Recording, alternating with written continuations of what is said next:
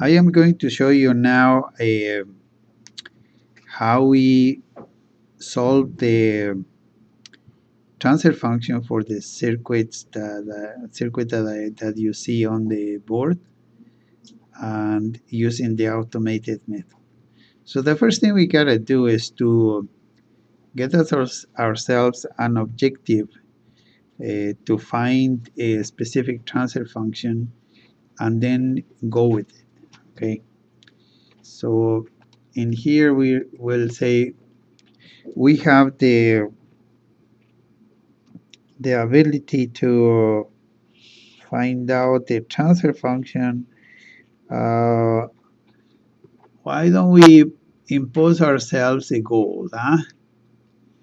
And then I'm going to say find the transfer function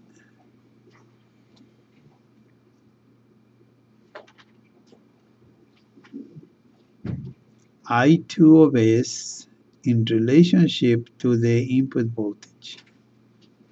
That is the first transfer function. And I am also going to uh, ask you to find the transfer function of um, voltage across the inductor 2 in relationship to the voltage. So this is, let's just call this R1, okay? No, this, sorry, this L1, R1, R sub 2, and you have this would be L sub 2, yeah? Okay, to be able to do this, we need a bond graph model of this. So we write the one junction for the current number 1 and another junction for the current number 2. Next, we are going to attach the elements that see these currents. So on this one, you have the voltage, which is this one, right? The source of effort with value voltage. Then in here you have an I element with value 2H. Then in here you have an R2, R with value R sub 2. You also have another I element with value L sub 2. And now we establish the current differences by using the 0. This one is I1 minus I sub 2, and this is seen by this resistor like that with value R sub 1. This is what we have. And so we are going to put this into the CAMG software, and we need to obtain this real quick. So we go here and we go and look for the CAMG software in here.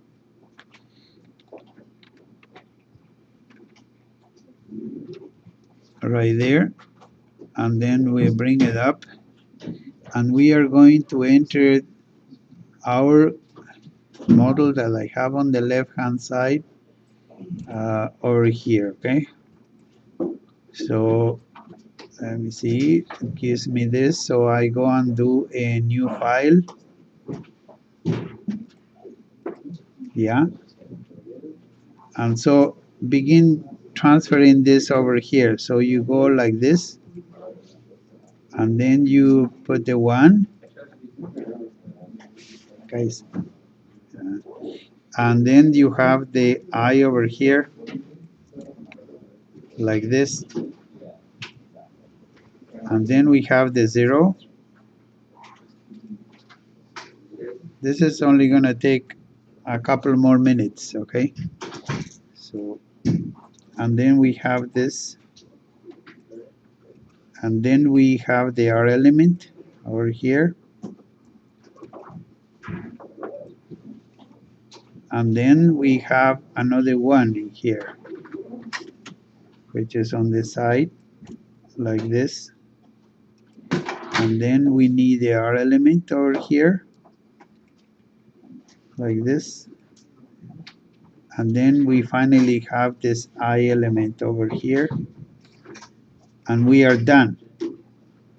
So in here, what are our transfer functions? They are the transfer functions are for I2, which would be any of the flows on let's say F7, and also we need the E sub 8, F7 and E sub 8. So we go interface MATLAB. Remember F7 and E sub 8. So we need to define those two as our unknowns.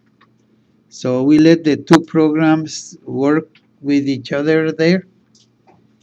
And let me show you exactly what you change, and you will obtain in less than maybe a couple of minutes the transfer functions for both of this. And you won't have to do any Cramer's rule, nor other programming or anything like this. So in here we wait a little, and you work with the camgsym file. Okay, that is this file right here. Okay, so what you are going to do is, now that you are there, you're going to look for, what did we say, F7 and E sub A, right? So you're gonna find F7, yeah, and then free these statements in here because you need to activate this. You tell the computer this is the output number 1, and say output 1 like this, and then like that. And what was the other one? It was E sub 8. Okay, and then free those again like this, and define this as output number 2, and then output number 2 in here like this. One thing, remember that I told you that the new version of MATLAB does not like is that simple statement. Suppress that, and when you run it you will have your result. When you run it in here you will have everything you needed. See, right here is the transfer function. This is the first transfer function here. There you go. You have the transfer function. You have R5 divided by this, and then this is the other transfer function like this. So if you want to see it okay. In other words, then you have it in symbolic form. Okay, let's stop there.